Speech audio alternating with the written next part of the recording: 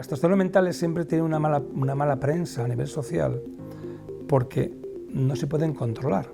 Es decir, una persona que está deprimida, tú puedes decirle, oye, que tienes todo, te vas a ir de vacaciones, tienes un buen coche, una buena familia, pero da igual, no mejora. Y eso frustra mucho a las personas.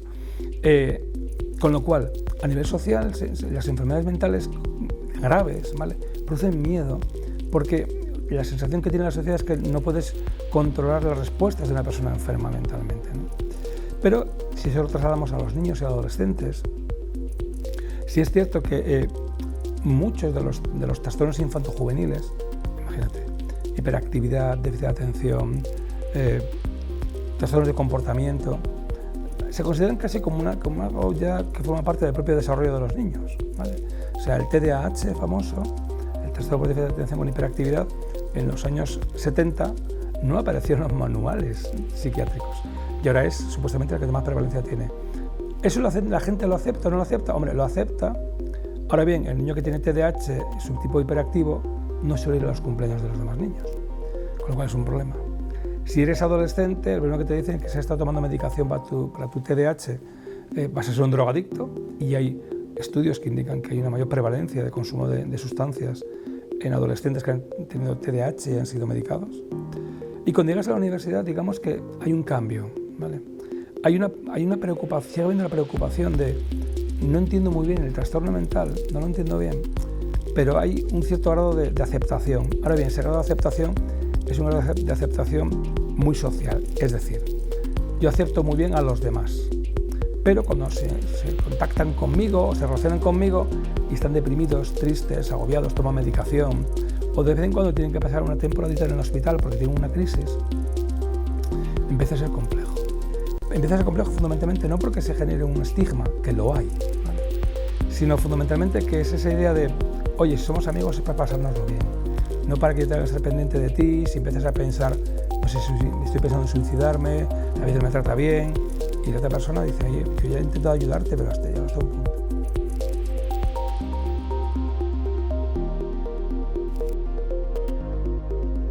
El estigma del trastorno mental está ahí, está en adultos, está en adolescentes, sin embargo los niños, ¿vale? Y eso hay que romper una lanza a favor de los niños, que a mí me encantan, es esa idea de no hay ningún problema que los demás niños en un grupo no podamos resolver o ayudar. Entonces, cuando un niño pide ayuda, los demás niños, si los adultos les han enseñado a ayudar, van a ayudarle y no van a estigmatizarle. ¿Qué es lo que ocurre? Pues que los adultos a los niños les meten las mismas ideas y llega un punto en que la percepción que tienes es una percepción de estigma. Es decir, si tienes un problema de hiperactividad, no invites a ese niño al cumpleaños porque te va a reventar el cumpleaños. Si tienes un problema de depresión en la adolescencia, no quedes con Cristina porque está todo el día quejándose y todo el día triste y todo el día y encima se medica.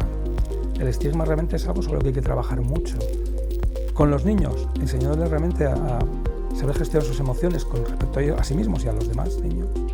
Y en la adolescencia, en la edad adulta, dándote cuenta que una persona que está mentalmente enferma no es un asesino, no es una persona violenta, no es una persona malvada. De hecho, habitualmente las personas malvadas no son personas con trastornos mentales, son personas cuerdas, perfectamente cuerdas.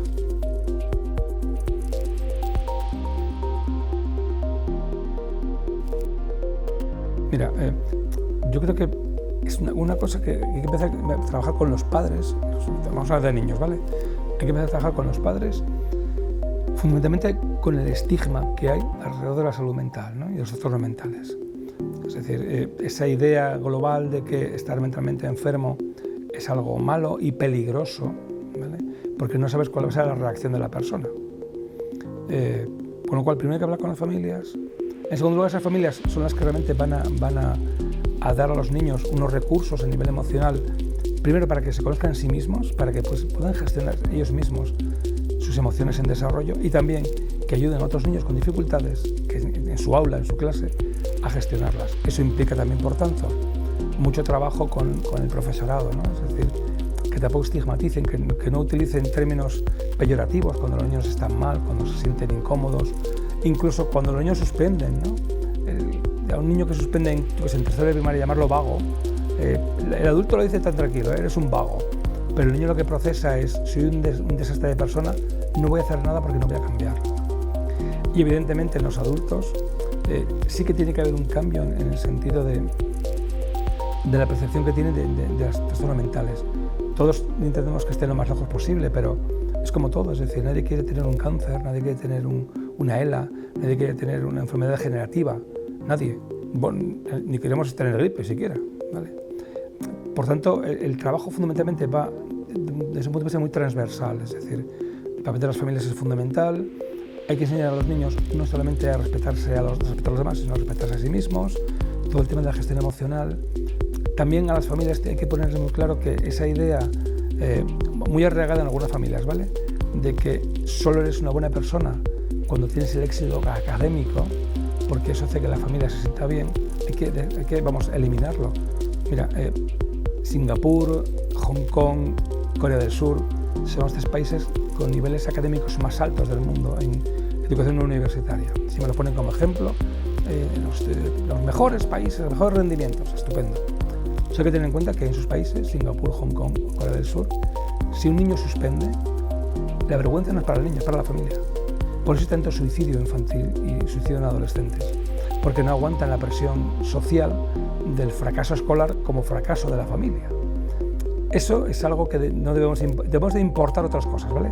Pero esa consideración de que cuando los niños hacen algo malo es como una especie de estigma para la propia familia, es lo primero que tenemos que erradicar, ¿no? Y eso implica también mucho trabajo con los adultos, porque al final los niños reaccionan en función de cómo los adultos les eduquen.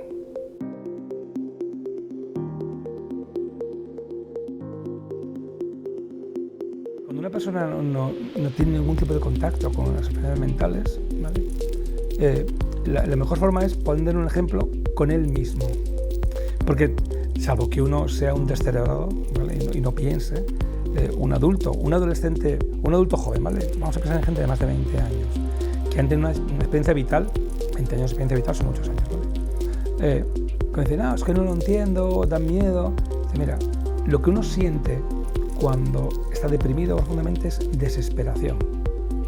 Es la desesperación de que nadie te entiende, tú no te entiendes, todo es negativo y empieza a aflorar en tu cabeza la idea de ¿para qué vivir si realmente todo es malo? Cuando uno tenga esa desesperación, esa sensación de desesperación, puede entender mucho mejor a las personas cuando tienen un trastorno mental, porque es el proceso de sufrimiento emocional. Y el sufrimiento emocional, aunque puede parecer un exceso, no lo es en ocasiones mucho peor que el sufrimiento físico. Porque el sufrimiento físico, si a mí me duele una pierna porque me he hecho un esguince, me tomo un antiinflamatorio o me tomo un fármaco para el dolor y es muy posible que se me pase. Si yo siento el sufrimiento emocional de la pérdida de un ser querido, de la pérdida de una pareja, de no conseguir un objetivo profesional que pienso que es fundamental, es muy complejo gestionar ese sufrimiento emocional. Por eso es tan frustrante para las familias que tienen a alguien en casa con un trastorno mental grave, gestionarlo. Porque la sensación es, no entiendo por qué no entiendes. No nos damos cuenta que estamos intentando apelar a su cerebro, a su proceso de raciocinio, ¿vale? Y un aspecto que tenemos que tener en cuenta es que, dicho de una forma muy metafórica, tenemos que acudir a sus tripas, a su estómago, ¿vale? ¿Por qué? Porque las emociones, vamos a decir, vienen de ahí. Es una metáfora, ¿vale? Pero de alguna forma es la idea de la relación entre las emociones, en cómo yo gestiono mis emociones personalmente, y cuando estoy mal y cuando sufro, y cuando encuentro una solución a mi sufrimiento.